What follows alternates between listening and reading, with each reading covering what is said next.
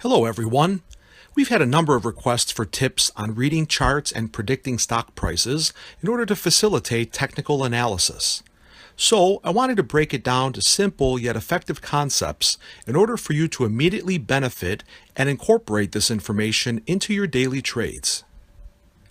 If you can understand price patterns, then you'll have more of an edge to predict where a stock will move next. So let's first take a look at Simple Moving Averages, or SMA.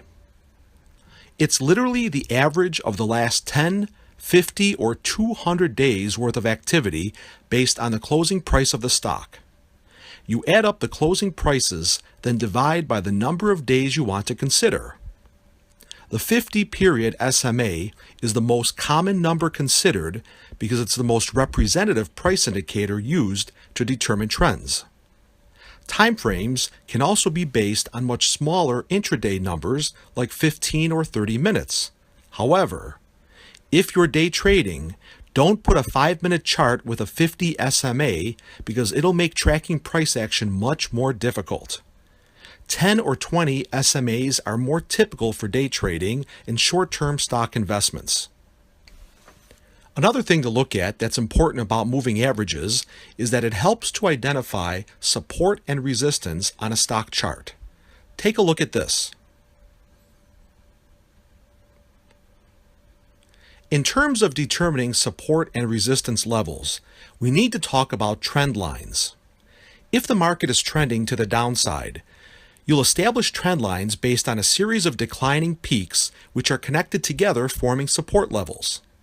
The converse is also true in terms of markets trending to the upside.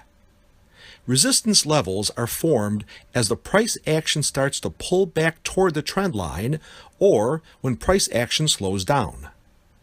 Typically, profit taking is the culprit when a stock reaches its perceived resistance levels. There may also be some anticipated near-term uncertainty that causes the price action to slow. Take a look at this. Next, we consider volume, which helps us determine market momentum.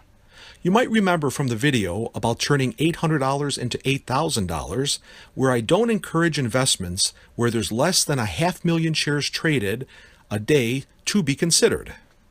Each bar on your chart represents one day, and if you look at the red line going through the top of the bars, that's the average volume over the last analyzed number of days. We're using 50 here to be consistent. The taller the volume bar, the more shares traded.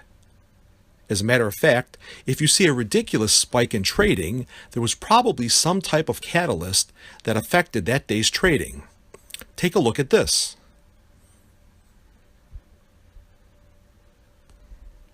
As long as we're talking about the bars, if you see that it's black, that means the stock traded higher compared to the previous close, and red indicates that it traded lower than the previous day.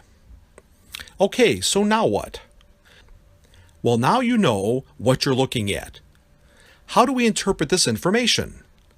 Well, it depends what kind of investor you are. If you're more long-term or growth investor, then you're going to look for moving averages that are trending up and the current price is continually close to or right above the trailing average. This shows that the stock is rising in price. A value type of investor will try to pick stocks that are currently trading just below the moving average, which shows that the stock is trading at a discount. Value investors hope that the stock will quickly return to its average price. As a matter of fact, I like to see that the stock consistently waffles back and forth below the moving average so that if history tends to repeat itself, which it does quite a bit in stock trading, you can benefit from the probable up movement when buying below the moving average.